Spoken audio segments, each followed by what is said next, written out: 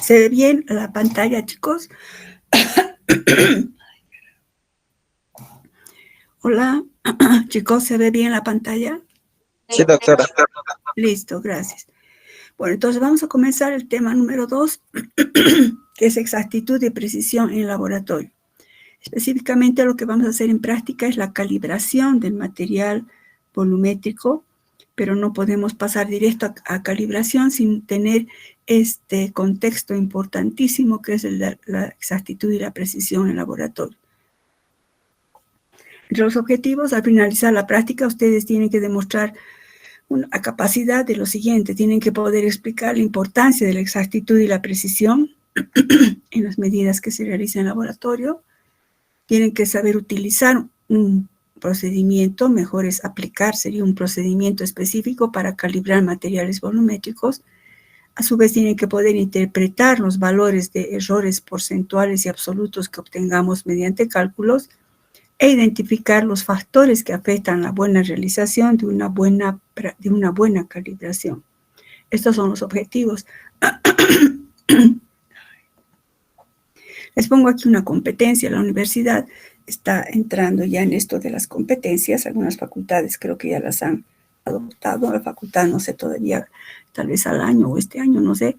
Pero yo ya les pongo la competencia. ¿Qué es la competencia? ¿Qué cosa tienen que hacer en esta práctica? ¿Qué quiero? No, ¿qué quiero yo? ¿Qué es lo que ustedes tienen que poder alcanzar en cuanto a qué tienen que saber, qué tienen que poder hacer, cómo lo tienen que hacer? Entonces, ustedes tienen que tener esa competencia. Ustedes, el estudiante, tiene que poder aplica un procedimiento específico para la calibración de material volumétrico en el contexto de la importancia de la exactitud y precisión en el laboratorio. ¿Cómo lo va a hacer? Interpretando adecuadamente los errores absoluto y porcentual calculados. Esa es la competencia. Quiero que al final ustedes puedan aplicar, aplicar un procedimiento específico con el cual puedan calibrar materiales volumétricos de importancia en laboratorio, pero siempre tomando en cuenta el concepto de exactitud y precisión. Y tienen que saber interpretar muy bien los resultados de los errores que obtengan en su proceso de calibración. Bueno, entonces, veamos la introducción teórica. Sin teoría, una práctica es infértil, vacía casi, chicos. Introducción teórica. En todo análisis que hacemos, chicos, todo análisis sugiere, ya sea un análisis químico, un análisis de un arquitecto, de un ingeniero, siempre medimos. ¿Qué es medir? Medir, chicos, cuando se mide una magnitud, se compara con otra magnitud de referencia. Esa magnitud de referencia se denomina estándar. Escriban por favor, ahí saquen una flechita. Por eso les digo que entren con sus diapositivas.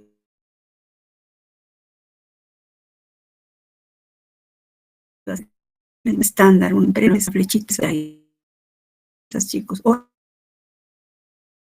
hagan sus diapositivas. ¿Qué es un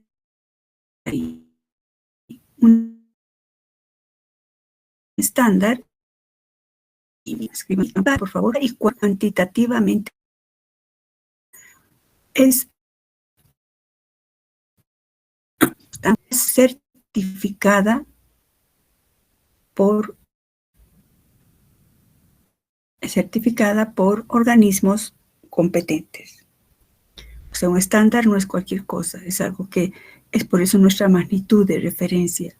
Cuando medimos, comparamos. Dice, por ejemplo, si ustedes quieren medir una mesa, ¿qué van a usar? Un metro, ¿verdad? El metro va a ser su magnitud de referencia. Entonces, nuestro método sería, en este caso, un metro sería un estándar, pero para calificarse como estándar, ese metro tendría que estar certificado tal vez por el metro, ¿no? O si vamos a usar en nuestra área en química un estándar de una sustancia química, esa sustancia química tiene que estar con su certificación de normas ISO. Entonces, eso es un estándar. Entonces, cuando comparamos, medimos o relacionamos con un estándar. Si hacemos eso, el error siempre va a ser mínimo. Cuando se realiza la determinación de la magnitud, o sea, cuando se determina el valor de una magnitud cualquiera, se sabe que, o está determinado, que siempre va a estar acompañando o siempre va a estar afectado por un error, debido a que existen múltiples factores que afectan esa medición. Una premisa fundamental y un tanto desconcertante es que la exactitud total es inalcanzable. El resultado, ¿por qué es inalcanzable? Decimos esto, no porque ustedes dirán, entonces los ingenieros y entonces los que han hecho el, no sé, el Hubble, ¿verdad? El satélite, no han tenido exactitud. Pues han tenido exactitud, pero con un error determinado y calculado y expresado. El resultado de toda medición está afectado por un cierto error. Siempre ocurre un error. Decir, yo he hecho esto exacto y doy mi cabeza de que es exacto es una falacia, ¿no? ¿Cómo se define el error de una medida? Chicos, sé que ustedes han llevado teoría de errores en analítica, o sea que esto no es nuevo y tenemos que repasar y ampliar un poco para nuestro tema. ¿Cómo se define el error de una medida? En términos generales, el error de una medida es nada más que la diferencia entre el valor que obtenemos y el valor real de la magnitud que medimos. Siempre va a haber un valor real que va a ser considerado el verdadero. Pero nosotros, cuando medimos, no todos tenemos, por ejemplo, en el caso de un metro, no todos tenemos un metro certificado por IPmetro, pero sí, digamos, con ciertas características. Entonces, lo que obtengamos y lo que midamos, esa diferencia es el error. Por ejemplo, si queremos medir la mesa y medimos, y resulta que con nuestro metro que medimos, la mesa mide 1,5 metros, pero con un metro de referencia resulta que mide 1,60 metros. Entonces, esa diferencia es el error.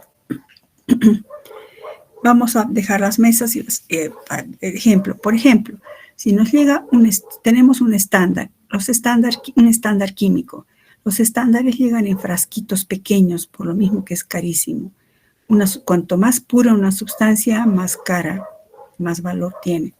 Entonces, nos llega un frasquito con estándar. Vamos a poner el ejemplo aquí, pongan. Por ejemplo, se tiene en laboratorio, escriban por favor, se tiene en laboratorio un estándar de glucosa. Un estándar de glucosa que certifica que tiene 100 miligramos por ciento de concentración. Que certifica que tiene 100 miligramos por ciento de concentración. Esto nos va a servir de ejemplo para más adelante también, chicos. Por eso han escrito, ya asumo que han escrito. Entonces, tenemos el estándar de 100 miligramos.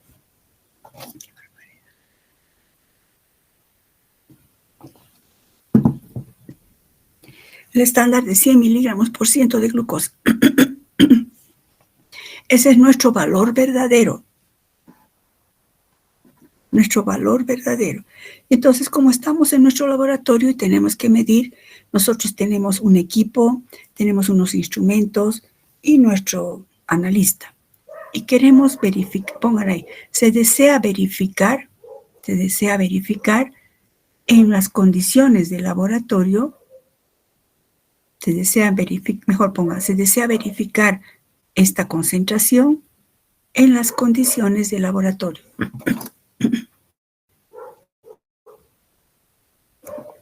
Se desea verificar esta concentración en las condiciones del laboratorio.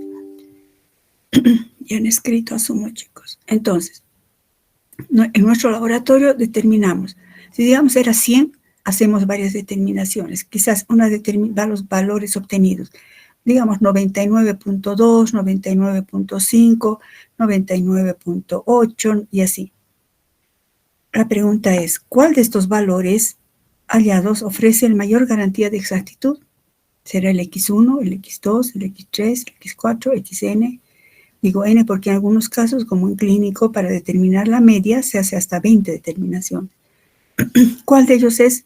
Pues ustedes saben por estadística que ninguno de ellos solito nos va a indicar o se va a aproximar al valor verdadero. ¿Qué es lo que tenemos que hacer? Pues tenemos que sacar la media. La media de estos valores. Esa media de los valores se considera el promedio como el valor más probable.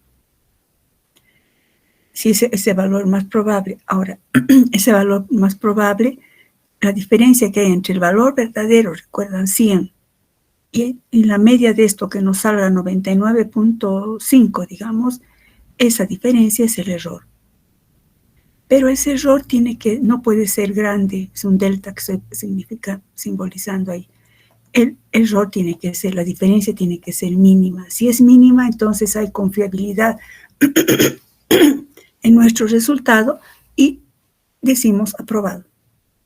Quiere decir que esta media que hemos sacado, el error es muy pequeñito respecto a lo que debería ser según el estándar, y entonces estamos bien. Y lo llamamos en nuestro laboratorio que este es el valor exacto para nosotros. Pero fíjense, cuidado, para nosotros. Puede ser que en otro laboratorio hagan lo mismo y ellos no sacan 99.5, sino sacan 90, 85, y dicen, eso es para mí. No se puede decir eso.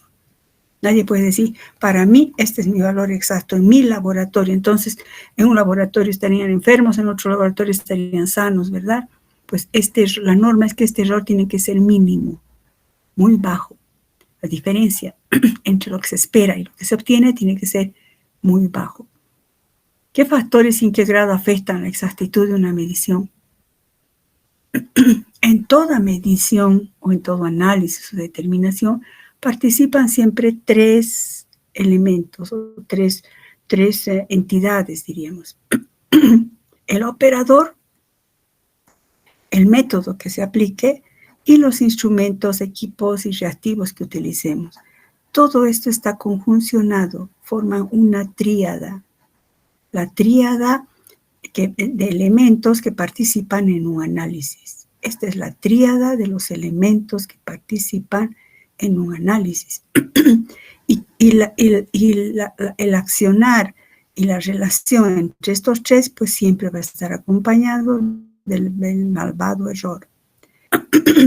Ahora, si estamos conscientes que estos tres participan, podemos ir analizando, ¿no?, cuál de ellos puede. Aquí, si hay un error, digamos, este error nos da muy grande, chicos, este error es muy grande, tenemos que decir qué está pasando. ¿Por qué he obtenido tanta diferencia? ¿Estará el error acá? ¿Estará el error acá? ¿Estará el error acá? Entonces, veamos, antes de eso, antes de entrar a ver dónde está el error, ¿cómo se clasifican los errores? Los errores que afectan los resultados experimentales se agrupan en dos clases. Esto subrayen, chicos, resultados experimentales, porque más adelante vamos a ver otra clasificación de errores. Errores que afectan los resultados experimentales son de dos tipos: los errores sistemáticos o determinados y los errores indeterminados o aleatorios. ¿Qué son los errores sistemáticos? Los he puesto en cursivas porque he copiado. Cuando uno copia de la fuente igualito, por respeto, saben ustedes, se pone en cursivas, ¿no? Son aquellos errores sistemáticos que se reproducen constantemente y en el mismo sentido. Por tanto, se pueden corregir o se pueden detectar. Por ejemplo, si nosotros tenemos una regla de 30 centímetros, no importa, una regla. Quiero medir, por ejemplo, no sé, un cuaderno. Si esa regla tiene un error, por ejemplo, de 2 milímetros, cuando yo mida mi cuaderno, voy a estar midiendo con un error de 2 milímetros. Y así mida cualquier cosa, con esa regla siempre voy a estar arrastrando constantemente 2 milímetros, a eso se refiere. Y además, en el mismo sentido, si tiene un error en más de 2 milímetros, me va a medir todo 2 milímetros más. Si tiene un error en menos, me irá midiendo en menos. A eso se refiere esto, constantemente y en el mismo sentido. Y por tanto es fácil de detectar, no fácil, pero es nuestra obligación detectar ese error. Esos errores sistemáticos, ¿cómo se manifiestan en esta tríada? Errores del operador. ¿Cómo puede ocurrir errores sistemáticos en el operador? Se refieren a factores personales del analista. Por ejemplo, que el analista no pueda apreciar nítidamente el cambio de color cuando hace una titulación, Ustedes han hecho el año pasado titulaciones, han colocado un indicador y saben que deberían hacerlo mínimo en duplicado, ¿verdad? Porque tienen que saber exactamente el momento en el cual hay el viraje. Si ustedes no están capacitados o no lo hacen o son descuidados y, digamos, por apurarse, le echan un chorrito de más y calculan eso es un error sistemático, craso, inconcebible. También hay error referente al analista. Otro ejemplo podría ser una posición errónea en la lectura de las graduaciones. Ustedes saben que para ver el aforo de una bureta o de un matraz aforado, tiene que estar el aforo a la altura de los ojos. No puede mirar ni de muy abajo ni de muy arriba, lo mismo en una bureta, ¿verdad? Bueno, esos errores inherentes al operador son errores sistemáticos, totalmente prevenibles, evitables. Errores debido a los instrumentos y reactivos, por ejemplo, que estemos usando un material de laboratorio sin calibración o descalibrados. Me va a traer siempre un error que se va a repetir en la misma dirección y constantemente. O si mis reactivos se han contaminado. Yo estoy trabajando con reactivos contaminados, tal vez sin darme cuenta, pero vamos a ver cómo se va a dar cuenta, ¿no? O puede ser errores inherentes al método, que estemos usando un método en el que el muestreo no es el correcto o no es muy digamos, prolijo, o ese método usa reacciones que no son cuantitativas. Bueno, ahí estarían los errores. Entonces, recuerden, si nos ha salido un error muy grande, tenemos que detectar, ¿estará el error en el operador? ¿Habré hecho mal? ¿Habré pipeteado mal? ¿Habré visto algo mal? ¿Mis reactivos estarán mal? ¿Mi material estará descalibrado? ¿O el método no es el mejor? Entonces, ¿quién es el responsable de esta tríada? Por eso lo he puesto acá, es el operador, nosotros. Porque si está descalibrado un material, no es culpa del material, es culpa nuestra de que no hemos controlado eso. Si hemos escogido otro método, es culpa nuestra. Entonces, nosotros somos los que debemos detectar el error, minimizarlo y expresarlo. Entonces, nuestro objetivo es detectar las fuentes o factores de error, disminuir los errores lo más posible, y aquí aumenten, chicos, por favor, y expresar el error. Siempre se expresa un error. Recuerdan la estadística, esto tiene un valor de 10 más menos 2 desviaciones estándar, o más menos 0,5, etc. Entonces expresamos el error. Esos son los errores sistemáticos. Los errores indeterminados son debidos a causas irregulares, aleatorias en cuanto a la presencia del error y efectos que produce. Son errores debidos a causas que el analista no podemos controlar. Por ejemplo, variaciones en el voltaje. Cuando estamos con un equipo y empieza a variar el voltaje, siempre puede ser que no percibamos, pero la aguja puede temblar. Apagamos, encendemos otra vez. O vibraciones en un edificio, por eso se construyen cabinas, mesones especiales para ciertos equipos, chicos. No podemos controlar, pero entonces tampoco lo vamos a dejar así. ¿Qué se hace? Para minimizar el error de este tipo de errores aleatorios, se aumenta el número de observaciones. Aumentando el número de observaciones, vemos que esto sigue a la ley de Gauss, de probabilidades. Se obtiene una curva de distribución normal cuando hacemos varias determinaciones. Por ejemplo, ¿qué significa esto, chicos? Frecuencia, y aquí estaría el número conjunto de datos. Por ejemplo, sería esto de los que les he hablado. Ahí estarían los datos que hemos obtenido. Caramba, estos datos los colocaríamos ahí. Y entonces tenemos la frecuencia de aparición. Realmente para hacer la curva de Gauss o frecuencia tienen que ser muchos datos, ¿no? Más de 10. Entonces, aumentando el número de observaciones, o sea, varias repeticiones, vemos esto. El valor con mayor, si eso es frecuencia, el valor que aparece con mayor frecuencia, esa es la media. Entonces, se asume que la media es el valor más probable. Y los valores que estén por encima o por debajo de la media pueden estar en esta área comprendida en más o menos una desviación estándar. O podrían estar un poco más alejados de la media en más menos 2 desviaciones estándar, o más alejados en más o menos 3 desviaciones estándar. ¿Qué nos está indicando esto? Que los errores, por ejemplo, aquí sería, si esta es la media, consideramos que un error sería en más, aquí fíjense mi cursor, en más o en menos, son estos valores. Los errores pequeños ocurren con mayor frecuencia. Los errores grandes ocurren con menor frecuencia. Entonces, ¿qué conclusión sacamos? Si los errores pequeños ocurren con mayor frecuencia, cuanto más determinaciones hagamos, es mucho mejor. Y el valor con mayor frecuencia es la media. Por tanto, por eso se deben realizar pruebas en duplicado, triplicado o mayor. De esa manera, no controlamos, pero minimizamos los errores aleatorios. Ahora, existe otro tipo de clasificación de los errores, pero desde el punto de vista de su cuantificación, subrayen eso, chicos. La cuantificación. Estos errores pueden ser error absoluto o error relativo.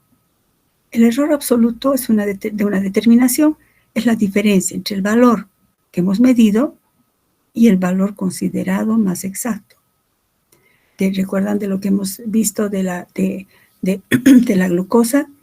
El valor considerado exacto sería 100 y los valores que hemos obtenido en nuestra media tal vez nos dio 99.5. Cuanto esta diferencia de 99.5, por ejemplo, y 100 es el error absoluto. Cuanto menor sea esta diferencia, cuanto más se aproxime a 0, es mucho mejor. Entonces, el error absoluto de una medida es una medida de la exactitud de una medición. Cuanto más nos aproximamos al valor real, más exactos somos. En otras palabras, a menor diferencia, mayor exactitud. El otro error referente en cuanto a esto, chicos, en cuanto a la cuantificación, es el error relativo. Este error define con mayor efectividad la aproximación a un valor considerado verdadero o real. Porque si se fija, ustedes ya han de usar ya esta formulita, el error relativo, o error porcentual también se llama, es, aquí que primero que es X es el valor real esperado, y XY es el valor obtenido. Y si se fijan, esto es el error absoluto. Entonces, en el error relativo está el error absoluto en relación al valor verdadero multiplicado por 100. Por eso decimos que mide con mayor efectividad. Entonces, hablando esto de los errores, vamos a estos dos parámetros estadísticos sumamente importantes en toda medición, que son la exactitud y la precisión. Para entender mejor esto de la exactitud y la precisión, vámonos otra vez a este esquemita que he elaborado. Y decimos, ¿recuerdan? El valor verdadero era la glucosa 100 miligramos por ciento. Nosotros hemos hecho varias determinaciones y sacamos una media de 99.5. Está aceptado. No es tan fácil así, chicos, hay que hacer desviaciones estándar, pero de 100 a 99.5 ya es pequeño. Y considero como mi valor exacto.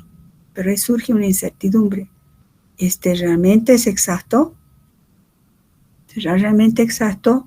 Porque también aquí surge otra pregunta. ¿Estos mis valores que he obtenido han sido reproducibles? Porque ¿qué tal si aquí he sacado 99.8, 99.2, 80.5, a 100.2, 70.9? Quizás le saco la media y le digo, este es mi valor exacto. Estaría cometiendo un gran error. Porque estos valores para que esta media tenga valor, sea confiable, esto tiene que ser reproducible. Es decir, que tengo que haber sacado, por ejemplo, 99.5, 99.8, 100.1, 99.3, 99, ahí no, 99 y aquí 70, 80, no. Entonces, los datos son reproducibles. Entonces, si son reproducibles, estoy haciendo otra pregunta. ¿Hay precisión? He trabajado con precisión para decir incluso que sí, esto es exacto, porque exactitud y precisión están relacionados, aunque son diferentes.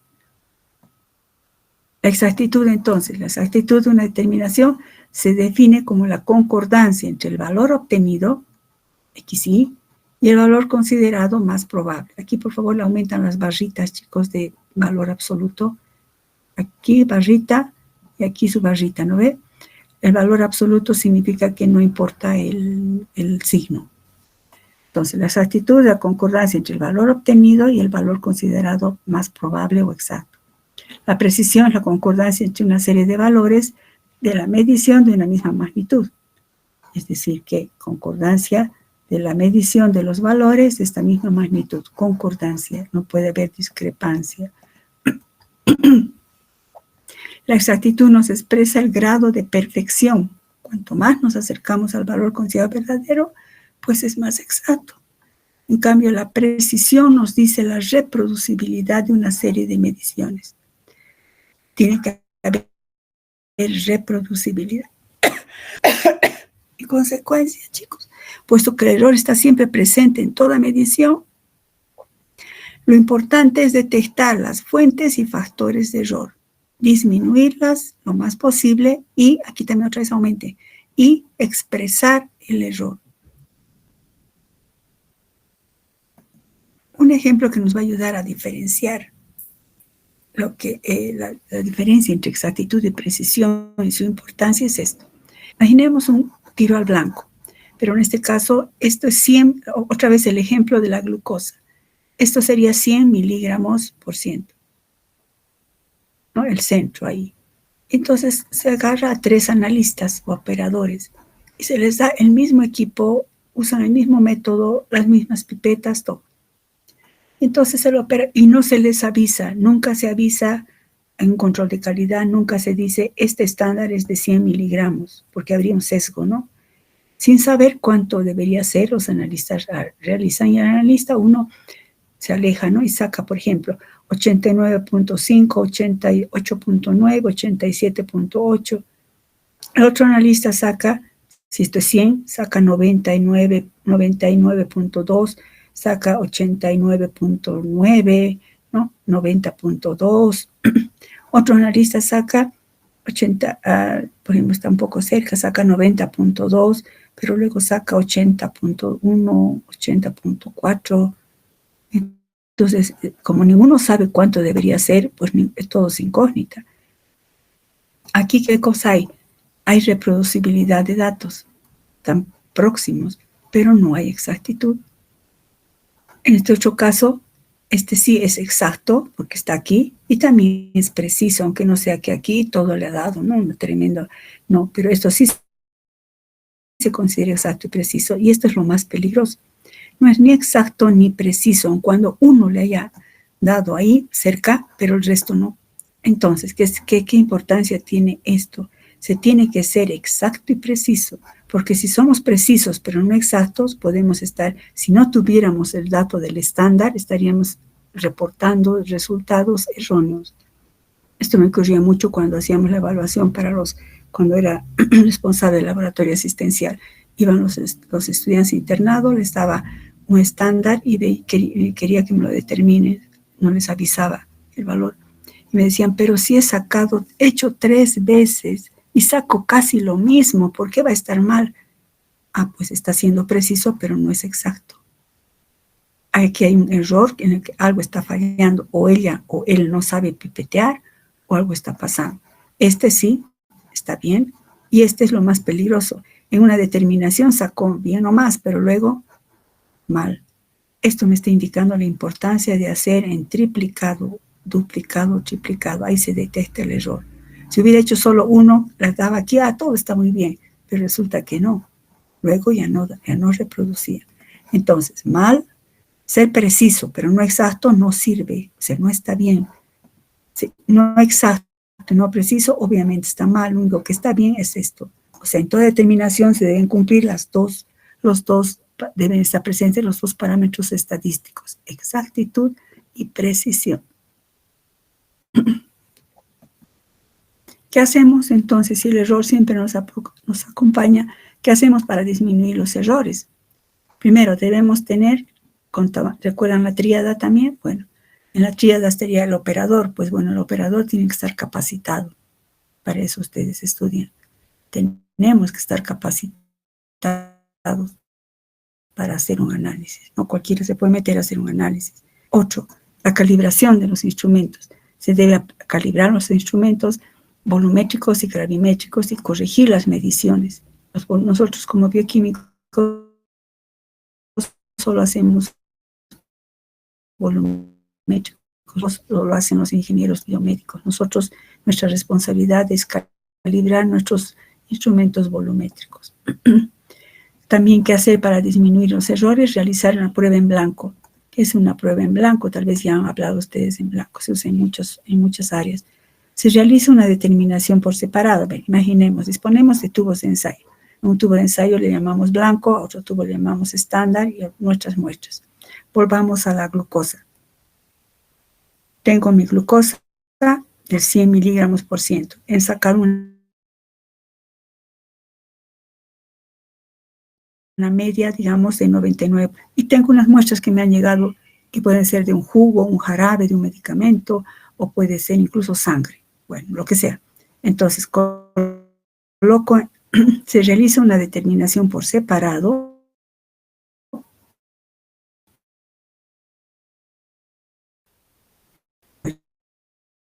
En otras palabras, por ejemplo, para la determinación de esa glucosa, en nuestro ejemplo, coloco, por ejemplo, un reactivo, cualquiera, no importa,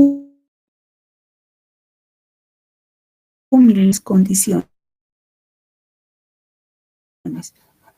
Añado, ¿cuánto? Del estándar 0,5 del estándar, aquí 0,5 de agua, 0,5 de mis muestras.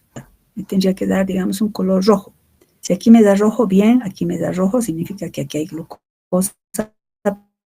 Pero si aquí está agua, ¿qué me estaría midiendo este blanco, chicos? Anoten ahí, chicos. Aquí me estaría midiendo, me estaría controlando los reactivos. Controla los reactivos que no estén contaminados. El blanco controla los reactivos. Y en otros casos el procedimiento, pero en nuestro caso los reactivos. Entonces, aquí debería haber dado nada, o sea, no debía haber dado ningún cambio, no debía haber ocurrido ningún cambio de color. En esto sí. Entonces, una manera de controlar los reactivos es usar una muestra en blanco. Seguimos en cómo disminuir los errores. Usar un estándar. Se determina en paralelo en las mismas condiciones empleando una muestra de composición, lo que hemos dicho, cualitativa y cuantitativamente conocida, denominada estándar. Entonces, con el mismo ejemplo de la glucosa, coloco un tubo, le llamo blanco estándar y mis muestras. Entonces, en este caso, ¿qué voy a hacer? Bueno, hemos dicho, digamos, 1 mililitro de reactivo A, 1 mililitro, 1 mililitro, 1 mililitro. Coloco 0,5 de agua, 0,5 del estándar, recuerda, tengo que usar mi estándar, 0,5 de mis muestras. Aquí, mi estándar. ¿Cuánto tenía que haberme dado mi estándar? Si era de 100 y mi media es de 99,5, aquí debería darme casi igual, casi 99,5. Puede variar según las desviaciones estándar. 99,4, 99,2, 99,6 podría ser. Pero si aquí me da, en vez de 90,5 o próximo a ese valor me da 80, todo lo que he obtenido aquí está mal, se invalida. Entonces estoy controlando con el estándar, controlo la exactitud. Porque si esto me ha dado mal, todo esto queda en duda. Debo repetir y decir qué ha pasado. ¿En qué he hecho mal? ¿He fallado yo, el operador? ¿Ha fallado? ¿Mis pipetas están mal? Reviso que estén bien. Mi reactivo está bien porque el blanco me ha dado bien. Así, no tiene que ir analizando. También empleando métodos diferentes. Pueden ser métodos gravimétricos con métodos volumétricos, hacer por dos maneras.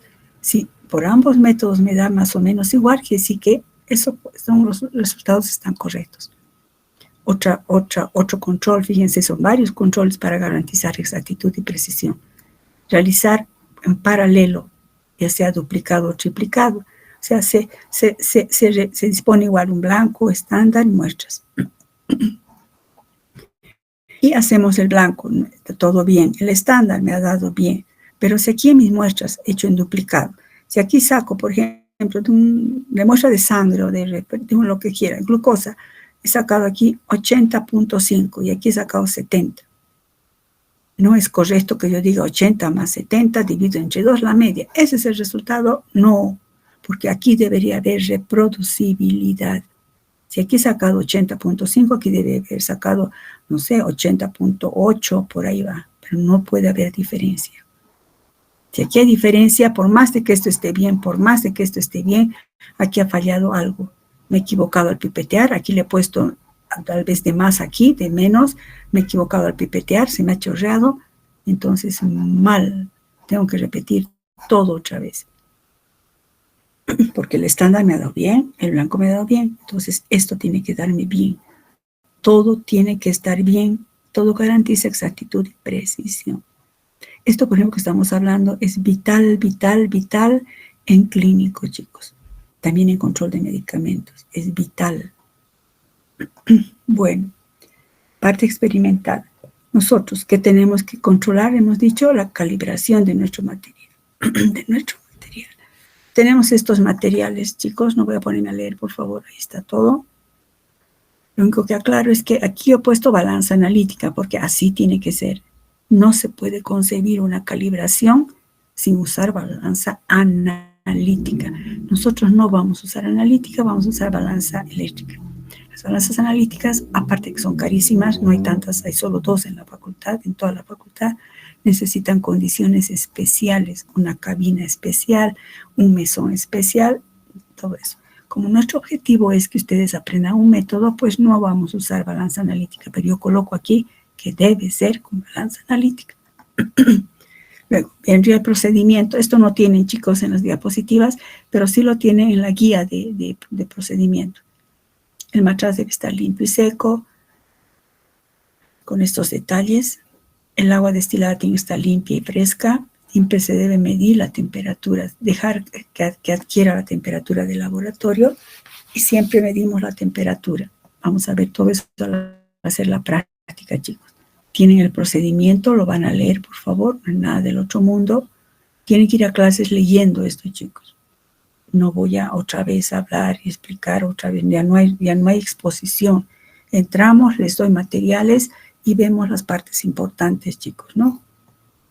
Para calibrar las pipetas también tienen que estar limpias, el agua también registra la temperatura y el método para pipetas es un poco diferente porque no vamos a poder pesar la pipeta vacía ni pesar la pipeta con agua, pues usamos un vasito, llenamos el volumen del agua en el vasito, como dice acá, y anotamos todos los datos.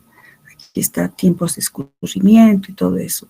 Tienen que ir leyendo la siguiente clase, chicos, ya vamos a estar en laboratorio. Las buretas es el mismo procedimiento que para las pipetas. Y les he dado estas tablas anexos. Esta tabla que es el peso aparente de 1 mililitro de agua y volumen correspondiente a 1 gramo de agua. Esto nos va a permitir hacer los cálculos, chicos. Y las temperaturas, para eso necesitamos un termómetro. Vamos a ver en la medida que vayamos haciendo la práctica. También les he dado los errores admisibles para diferentes matraces aforados.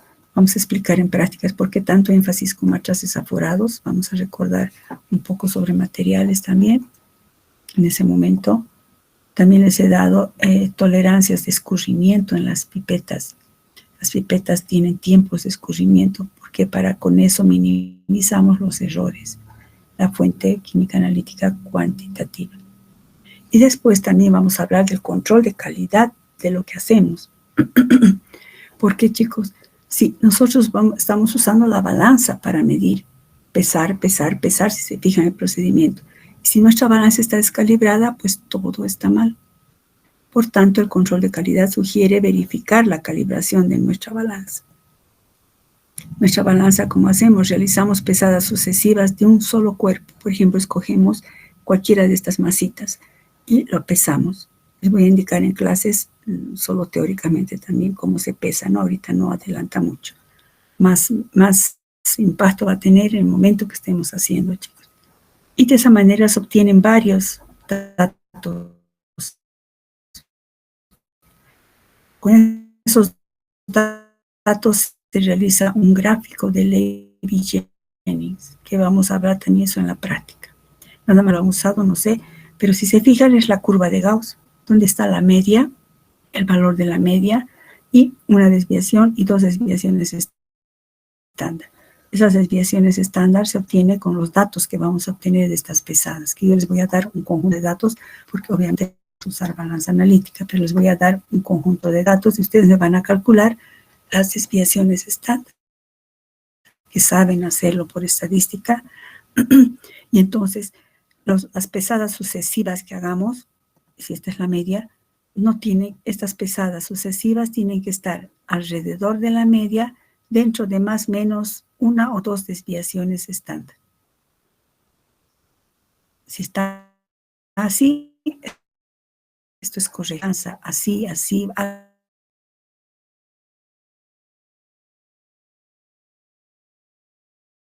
alto, bajo, o todo el resto es esto. Significa que mi balanza está descalibrada, debo llamar al ingeniero biomédico y que me lo calibre antes de hacer yo mi calibración de material volumétrico. Si no hago eso, si no tomo en cuenta esto, es un error sistemático debido al operador. Bueno, eso es todo, chicos. Oh, perdón. ¿Hay alguna pregunta de cualquiera de las diapositivas? Si no hay preguntas hoy, pueden hacerlo en la clase que estemos avanzando. Entonces, chicos, para la siguiente clase, primero, tienen que ir a clases, entrar a clases leyendo, estudiando lo que hemos avanzado. Tienen que estar entendiendo claramente el procedimiento, que no es nada del otro mundo, pero igual aclaramos conmigo, pero quiero que lean. Eso en cuanto a la parte académica. 8, chicos. Ahorita estoy viendo aquí 35 personas, Jesús. Y en otros grupos hay 14 personas. Qué mal está eso. Bueno, ya no vamos a hablar sobre eso. Ya me llamó la doctora Cadima. Creo que hay cruce con farmacognosia. No sé por qué. O parasitología. No sé por qué. Este horario que yo lo tengo es de años. No debería haber. Quiere decir que no sé qué habrá pasado. No me voy a poner a hablar ya de eso. Pero ¿qué vamos a hacer, chicos? Nos vamos a tener que dar modos. No es lo mejor que haya tanta gente, pero ¿qué puedo hacer? ¿Qué podemos hacer? Ahora, si ustedes podrían cambiar de persona a persona en otros grupos que hay menos, sería muy bueno por ustedes mismos, chicos. Porque aglomeración, no sé. Bueno, aquí estoy viendo 35, o sea, conmigo más debe ser. Pónganle, son 34 personas. ¿A qué me voy? Para la siguiente clase, chicos, tienen que estar divididos en 3 grupos equitativamente. O sea, más o menos de unas 12 personas cada grupo, de 11 personas. 11 a 12 personas cada grupo. Tanto, 11 a 12 personas cada grupo. O sea, la siguiente clase van a entrar y me dicen, se forma así el grupo A, el grupo B y el grupo C. Solo hay 2 mesones. Tengo para 3 grupos material, porque aparte si en los laterales no pueden trabajar. Entonces está dado para 3. Las personas que están ahorita aquí se dividen como ustedes quieran, por afinidad, chicos, en 3 grupos equitativamente. No quiero que haya 20 en un grupo, 15 en otro, no, equitativamente, por favor. Entonces se dividen equitativamente y me van a dar su listita en un papel, quién es el responsable de ese grupo, porque ese responsable o esa responsable me va a entregar los informes. Otra cosa más, los informes siempre son grupales. O sea, el grupo A me va a entregar un informe, o sea, de las 10, 15 personas, no sé qué estén, me entrega un informe. El grupo B me entrega otro informe, el grupo C otro informe. No admito informes individuales. No es que yo no puedo, que no trabajan, quiero hacerlo solo o sola, no. Tienen que aprender a trabajar en equipo, en grupo, colaborarse, integrarse. Entonces, los informes son grupales. La nota es grupal. Ahora, en donde se ve si han trabajado o no, pues está en los exámenes, ¿no? Eso, obviamente, eso es individual. Entonces, para la siguiente clase, primero van leyendo, tienen que entrar a clases con sus guías, con las diapositivas y en este caso con la guía de procedimientos, porque en las otras diapositivas ya les doy todo, chicos, solo aquí estoy con esta guía de procedimientos. Entran con sus guías o sus diapositivas, o sea, leyendo con sus guías y ya divididos en grupos.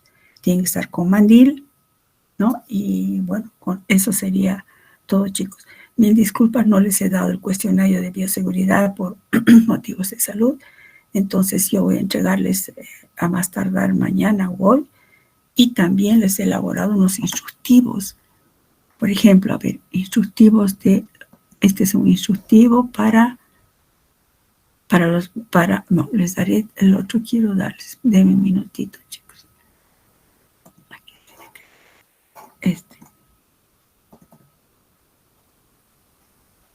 Se ve, ¿verdad? Este es el instructivo para el tema 1. Instrucciones generales solo para el tema 1. ¿No? A ver, pero primero, los estudiantes trabajan en grupos conformados por afinidad, deben nombrar un representante que se encargará de enviar el cuestionario resuelto, que le van a llamar informe práctica número 1. En el informe se indicará el nombre del tema, se deben indicar los nombres de todos los integrantes, van a colocar en si son del grupo A, del B o el C. Y en la elaboración del informe, como es un tema, no es experimental, el 1, el de bioseguridad y seguridad química, solamente se sustenta en la elaboración del cuestionario, pero tiene que tener estas partes o informe del tema 1.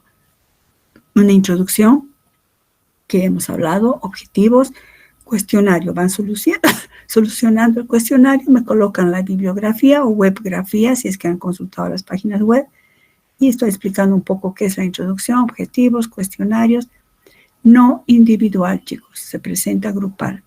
Y su bibliografía, y se consultan las páginas web, la webgrafía, con las direcciones o enlaces. Esto para el tema 1. Y luego para el tema 2 les voy a compartir también esto, que ahí sí, en los otros temas, a partir del tema 3, que es carbohidratos, ya, las instrucciones, obviamente igual, los estudiantes se conforman por afinidad, deberán nombrar un representante que va a mandar su tema. En el informe se debe detallar los nombres de todos los integrantes. En la carátula colocarán, aparte de los nombres, si son del grupo A, B o C, no se aceptan informes individuales. Y la elaboración del informe, le ponen informe número 3, por ejemplo, cuando ya vamos a hacer eso. Título de la práctica, partes del componente del informe. Tienen que tener una introducción, ahora sí, objetivos didácticos, planteamiento del problema, hipótesis, marco teórico, metodología y procedimiento, resultados, observaciones, conclusiones y cuestionario que siempre tiene, y la bibliografía o webgrafía. La introducción que estoy explicando qué es, los objetivos, el planteamiento del problema, ahí sí se refiere al resultado de la aplicación de un pensamiento crítico y pensamiento creativo. Las observaciones también es observar con la mente, después de un proceso crítico y analítico, y lo demás que está acá. Entonces, solo el tema 1 tiene su instructivo particular, y después hay un instructivo para todas las prácticas de laboratorio. Entonces, chicos, para la siguiente clase, repito, tienen que ir leyendo, tienen que ingresar con sus guías, ¿no? No es el rato que vamos a hacer, qué cosas tenemos que hacer, no es así, chicos. Solo tenemos 2 periodos, por eso la hermenéutica de trabajo es una semana hacemos introducción teórica y la siguiente semana la práctica. De todas las prácticas va a ser así. Bueno, entonces eso sería todo, chicos. Si no hay otra consulta, si no hay consultas.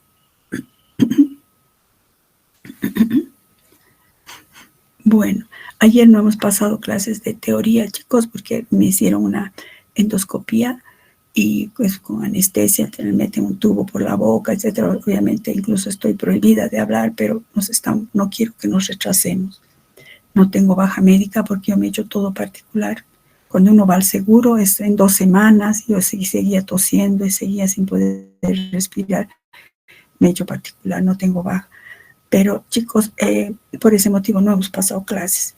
Ayer 2 periodos hemos perdido con ustedes.